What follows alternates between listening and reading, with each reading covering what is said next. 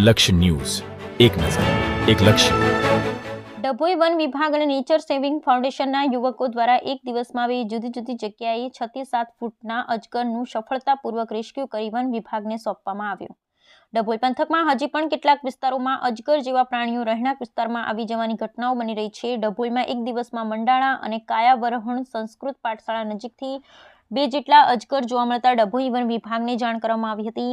Dabhoi one વિભાગના અધિકારી હંસાબેન રાઠવાને સાથે રાખી ડભોઈ નેચર સેવિંગ ફાઉન્ડેશનના વૈભવ પટેલ, મિહિર વસાવા, આકાશ વસાવા, નીરલ રાવલ દ્વારા ડભોઈ તાલુકાના મંડાળા ગામે ખેતરમાંથી 6 ફૂટનો અને કાયાવરહણ ગામે સંસ્કૃત પાઠશાળામાંથી 7 ફૂટનો મહાકાય અજગર રેસ્ક્યુ કરી ડભોઈ વન વિભાગને સોંપવામાં આવ્યો હતો. બંને અજગર સ્વસ્થ જણાતા વન વિભાગ દ્વારા બંને અજગરને રહેણાંક વિસ્તારથી દૂર કુદરતી વાતાવરણમાં છોડી મૂકવા કાર્યવાહી હાથ ધરી. તો નેચર સેવિંગ ફાઉન્ડેશનના યુવકો દ્વારા વન વિભાગના માર્ગદર્શન હેઠળ વન્ય પ્રાણીઓના રક્ષણ માટે જાગૃતિ લાવવા પ્રયાસ કરવામાં આવ્યો હતો.